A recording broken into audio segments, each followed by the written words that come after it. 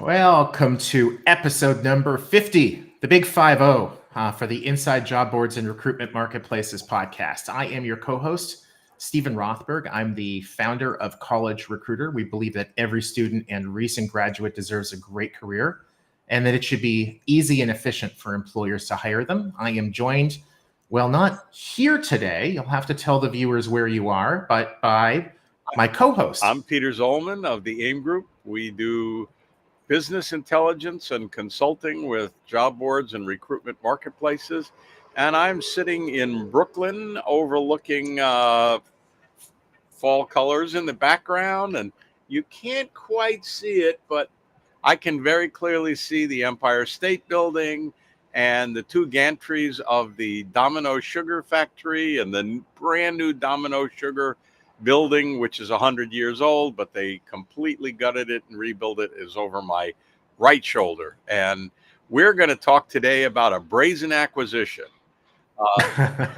Radancy, which you probably still know as TMP Worldwide, because they changed their name just a while ago. Radancy bought Brazen. Brazen does virtual career fairs, works with some job boards, some recruitment marketplaces, but mainly employers. And Radancy says this will allow them to offer the only complete end-to-end platform for companies to deliver a holistic candidate experience across all channels. Now there's a mouthful. They didn't say how much they spent. I can't imagine it's too much. You know, it's probably 7 figures, but maybe not 8. And Brazen, based in Arlington, Virginia, just outside Washington, D.C. And it's just, there's been lots of consolidation, A, by Radancy, formerly TMP Worldwide, and B, in the recruitment marketplace space generally. And Stephen's going to talk all about that, and then we'll talk about Appcast and Bayard and that sort of stuff. Anyway, cool. Yeah, and in the press release by Radancy, they had a line in there, something I can't remember how they put it. I kind of like the wording, but it was like what slaughterhouses or butchers say about like cattle or hogs or whatever, that they use everything but the moo. And Radancy was kind of like from the point of first engagement through hire. Yeah, that's the they said from high to apply. High to apply. That was it. I think they really, really, really missed a trick there. They better send me a check if they use this phrase. But shouldn't it say from high to hire? Ooh. Well, I mean, hey, trademark. It shouldn't be trademark. It shouldn't be about high to apply. It should be about high to hired or high to hired. Past that. They don't have. They I guess they don't have like the ATS kind of component yet. You're gonna have to tell Michelle that she owes me. Michelle Abbey, the CEO of Radancy. Yeah, I'm sure she's writing a check right now to you. I have no doubt at all. So TMP Worldwide, some of the viewers might know them from years ago. Monster, the Monster board, grew out of that business. For a while, Monster kind of dominated the business, and then they split apart. I think there was a private equity fund in there, involved in there, and this is going back 10 years, 15 years, something like that. So it's been quite a while. So TMP went off as kind of a pure play employment advertising agency. We don't own any of the technology, but over the last 4 or so years, they've been transforming from being an employment advertising agency into being more of a talent acquisition or human resource technology company. So in 2019, they acquired Perengo, which was one of the 4 programmatic job ad distribution companies to get acquired within, I think, about a month. Then I think roughly a year later, they acquired Firstbird, which is a European employee referral platform. And then I think about a year ago, they acquired Ascendify, a CRM, a candidate relationship management company. and now Brazen. So more or less about one acquisition a year. And Peter, I agree with you on the likely valuation. And I think the one thing that I would add to that is I think that if Radancy had acquired Brazen a year ago, certainly 2 years ago, I bet you the valuation would have been a lot higher, because these online career event companies, career fair, virtual career event companies, they were all the rage during COVID because people couldn't get together face to Right, face. for sure. So back then it was from high to screen, not hired. Yeah, it.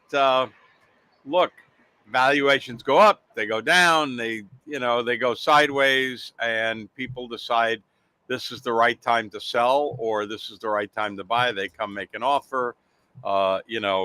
If they're doing one a year, I figure right about this time next year we'll hear college recruiter acquired by Radancy, whatever. But will I owe you a check? not me. Not me. Maybe Malcolm, but not me. For sure. But the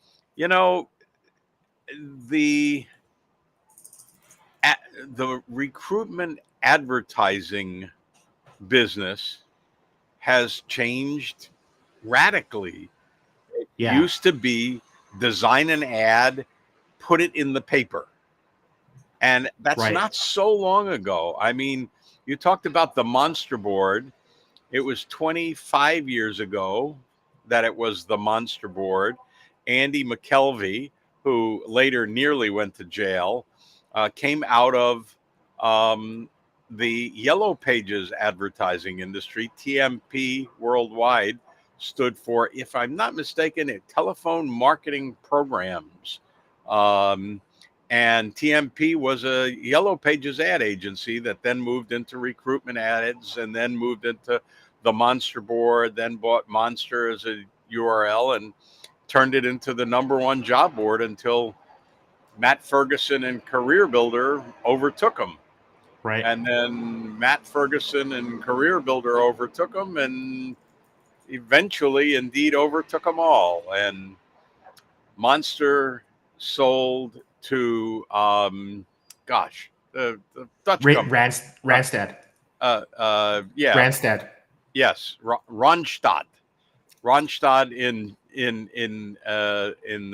the Netherlands, and it's been languishing, I think, is a fair verb to use. Better than saying just spiraling downhill, but both would probably be true. Certainly, Randstad does not seem to be putting the focus on Monster that it did when it was a standalone board, partly because it's Randstad is a staffing and hiring agency in its own right. That's huge. And so Monster is, one of those little pieces of the pie. And they've probably decided, if we can't beat Indeed, do we even need to try? We've got, What do you think about moving forward? Do you think like over the next year or so we're going to see more of these Brazen deals? Bigger players gobbling up smaller players, different industries, a strategic deal like this? Look, I sure think that it's not the first, but I think there are many more to come that are going to be kind of like this. There's a very strange dichotomy. 3 things. Number 1, consolidation. People putting stuff together. Yeah. And there's a lot of that goes on. Number 2, fragmentation. Then you decide, we don't want this piece anymore. So you splinter it off, you sell it off, you get rid of it completely, you shut it down, that sort of thing. And last but not least, there are, I was at HR Tech, 2 weeks ago, last week, whenever it was. And there was a startup alley of 40 companies in startup mode. So there are always new people, many of whom have really, really good ideas and either bootstrap or have enough money from outside sources to go to a seed round and then to an A round. So the consolidation is one thing, the fragmentation is another.